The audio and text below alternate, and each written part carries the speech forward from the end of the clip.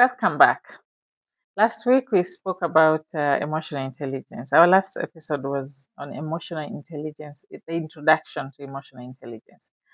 Now I wanted us to jump into self awareness as a foundation of emotional intelligence.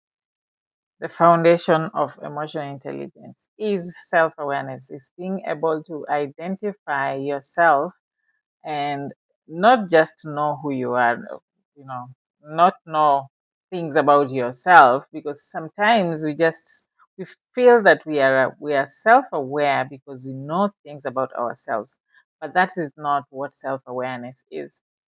Self-awareness is being in the consciousness, being in the present, being uh living life now, as at now, living life as in now. I don't know how to put it better, but living life in a way that you're present right now. So it's being able to accurately see yourself in real time, in the present time, especially when you're under pressure. And when we talk about being under pressure, is something that triggers you to act fast, or triggers you to respond very fast, or to react, because many times we find ourselves reacting. So pressure doesn't have to be pain, related to pain. It can be related to a romantic emotion. It can be related to, those moments you find yourself in a situation with a loved one or someone, an acquaintance, and you find yourself attracted to this person, and anything they say goes, or you find yourself in their arms and you're responding very fast to what they're saying, what they're doing. And so that kind of reaction, or somebody steps on you, not really the exact stepping, but somebody triggers you in a way, and you find yourself reacting, jumping into conclusion, and you're very quick to give your own imagination about what they mean, what they said, whatever, just responding too quick. That, if you're that person, then you need to ask yourself questions about self-awareness. You need to ask yourself, what can I do to live in the present, to to be in the real time, now, in the now. Like now, I know I'm speaking to you in this video, so there's some things I cannot just do. I'll have to watch what I do, how I say it. Yeah.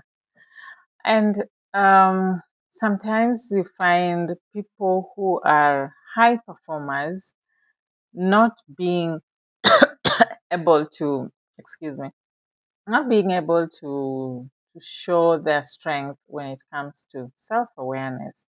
And because there is a difference between being a performer and being somebody who knows what it is to reflect.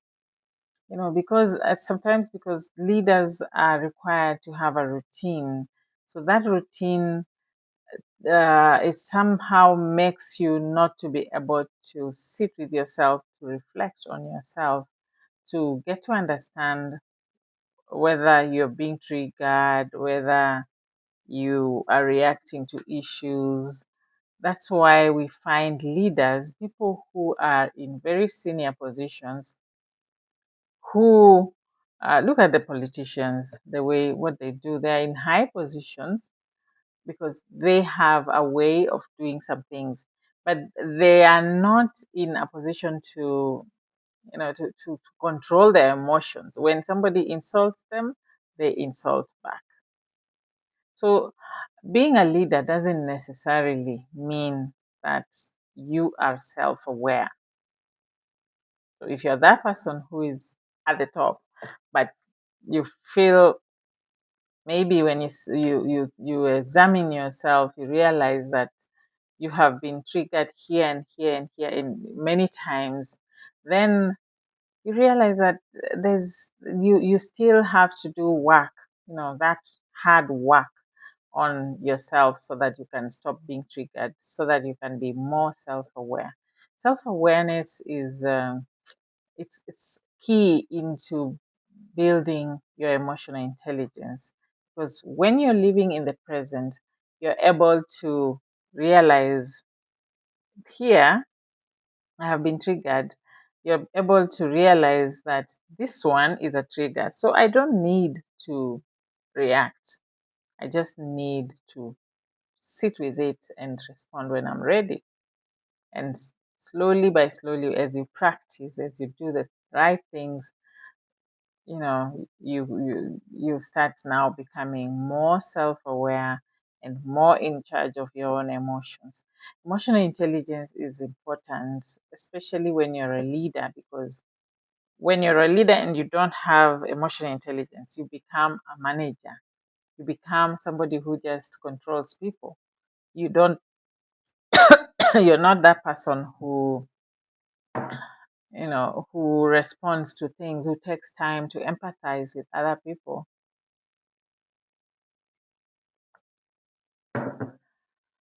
Yeah. So maybe your greatest strength could be your biggest blind spot when it comes to emotional intelligence. Your greatest strength could be your biggest blind spot. You're a great leader, but there's a blind spot that you don't see. What if we take time to get to understand ourselves more and be in the present? Try to be in the present. So there are some signs, some things you will discover about yourself as time goes by, as you keep on looking at whether you are self-aware, whether you're emotionally intelligent. There are some things you will see, like you justify your reactions, you don't take time to examine your reactions. That is somebody who is not self-aware. So you have reacted, but you don't take time. It doesn't even occur to you that you reacted. You just continue with life like nothing happened. Then you can also find yourself blaming others. You blame patterns, you blame the environment, you blame politicians, you blame everything and everyone, but you never sit down to see why these things these patterns are repeating themselves in your life. And if you're not self aware, you realize that the things that keep happening, they are similar.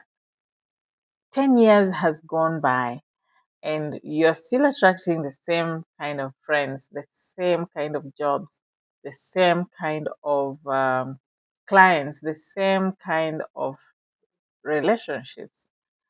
You need to sit down with yourself and ask yourself, instead of blaming others, what can I do to learn from my own actions?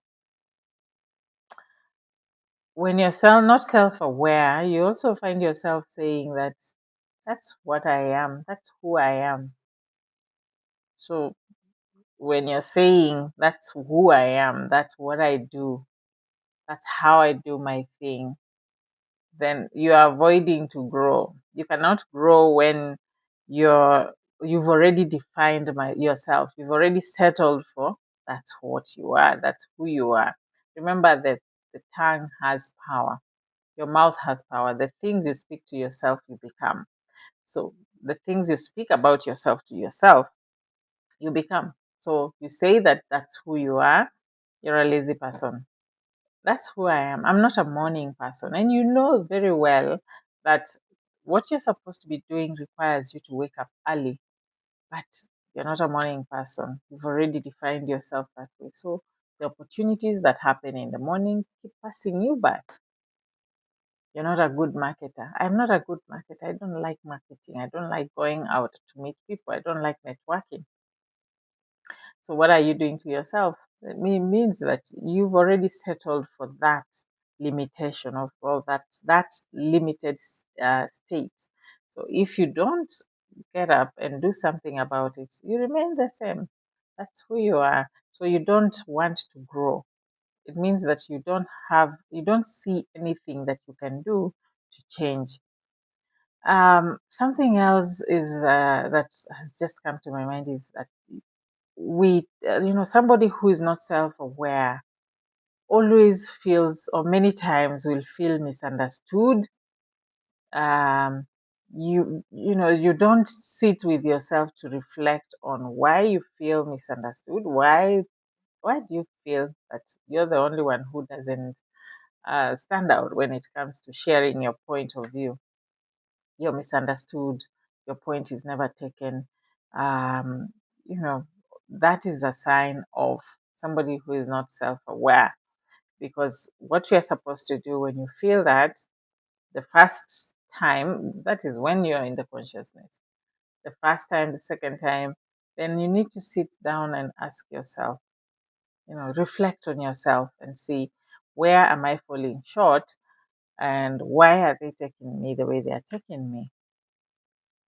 So if you don't, you're not that person who sits with yourself to ask yourself questions that lead to your growth, your reflective questions to yourself, then you'll never grow. You'll never be any better self-aware.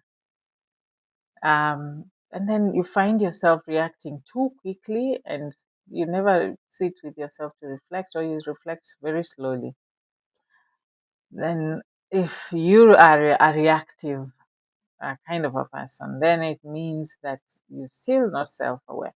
So self-awareness is being in the reality, being in the consciousness, being in the now, being in the present. Where in your life are you reacting, but calling it personality?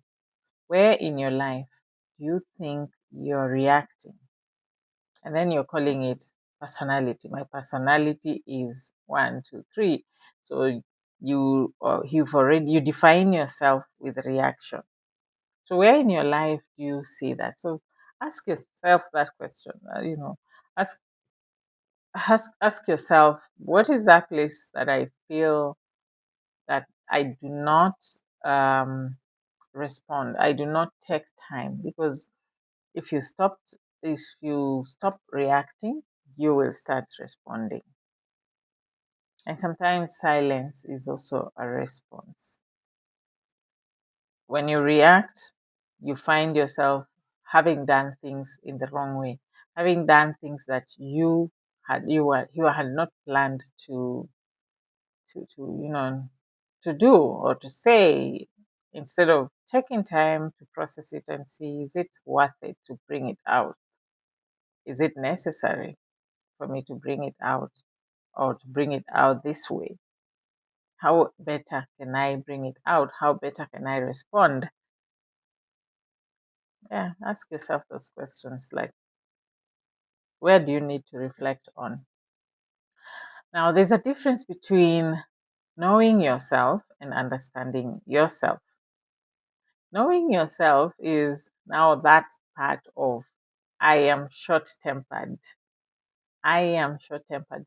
Knowing that you are short tempered, that is knowledge. That is knowledge. I don't like disrespect. That is knowledge. I am a perfectionist. That is knowledge. But then a self aware person will go back and ask themselves, what triggers my temper? Instead of just saying, I am tempered, you say, I am tempered, but what really triggers this temper? I don't like disrespect. What is that thing that makes you dislike disrespect? Or why does it affect you so strongly? Yes, you can dislike it, but how does it affect you? If it affects you strongly, then why does it affect you so strongly? Because in most cases, we should say that I am only in control of what I do, and I'm only control of what I feel. I cannot be in control of what other people feel. So what they feel is their own business. What I feel is the only thing I can control. You see? So there's a difference between knowledge and being able to understand yourself. So knowledge labels the behavior, Knowledge will label the behavior. Understanding will reveal the root cause. So once you find the root cause, then you can treat it, you can uproot it. So our main aim of getting to be more self-aware, being more in the present, is to be able to discover what is the root cause of all the things that I go through, all the things that I feel. What is the root cause, and how can I uproot that that root? How can I dig it out and bring it out? So now we talk about healing. How can I heal myself? There are some habits that you can, you know, you can use as a leader to build your emotional intelligence, to be more clear about your emotions, to be more clear about who you are. And the first one would be, I would say, practice pausing. You see, like the way what I've just done, I've paused. So I did not end my talk. I stopped a little bit so that you process what I was saying, or you process what am I doing. So it brings curiosity to the listener, brings curiosity to the person that you're supposed to be responding to. So when you pause, they wonder, what is this all about? So now you've got their attention. And then now, as you get their attention, you have taken time to process. So your response is going to be a bit stronger. It's going to be deliberate. It's going to be meaningful. So it's something that you have processed. So you need to learn to pause. You need to learn to sit with the emotion and ask yourself, what am I feeling right now? Why am I feeling what I'm feeling right now? Second is that you need to be able to track your trigger. Um, you could be that parent who shouts at their children a lot. Your son comes home and from school, and they're trying to talk to you, and you're busy doing something, and the first thing you do is you, you know, you raise your mouth and you're telling the child, "I don't have time," or "This is not the right time," or "Before you talk to me, have you done one, two, three?" So you're not listening, and you're teaching this child that I don't have time for you. I don't have room for you. So this child learns, you know, to stay away. And then you start wondering, why do they stay away? And then now there's another trigger. So instead of building up a heap of triggers, why not discover why you do what you do? Why are you shouting? What are you angry about? What is that thing that has affected you so much that you must be triggered by the person that you should be listening to and responding to? Um, you can take daily reflections, like in the evening, you sit with yourself with your notebook, you reflect, you write down what you need to write down and reflect, and then seek feedback. Give yourself feedback, and also seek feedback everywhere you go. If you're giving a reaction or a response, uh, try to seek feedback. Try to ask people, what do you think about me? What do you think about what I was going through? What do you think about what I said? I felt angry and I said one, two, three. What did you think about this? How do you feel about what happened? How do you feel about what I said? You know. So yeah, let's learn a little bit more about how to be more self-aware, how to be more present with our own actions. Because being self-aware is not, it doesn't have to make you feel uncomfortable, but it will help you remove. Sometimes it can actually feel uncomfortable when you have to really work on, you know, the habits to be able to be more self-aware. And it can slow your mood, it can slow you down, but it's okay. It will remove a lot of excuses that we don't have to give to ourselves. So look at where you are right now. Are you living in the past, or are you living in the future, or are you living in the present? Are you triggered by things? Are your emotions as a result of things that happened in the past, or are your emotions as a result of fears of tomorrow, or plans that you have and you don't know whether this will work? Or, you know, so let us learn a few things that are very necessary, that we need, so that we can become more self-aware. So self-awareness, like, once again, is a foundation of emotional intelligence.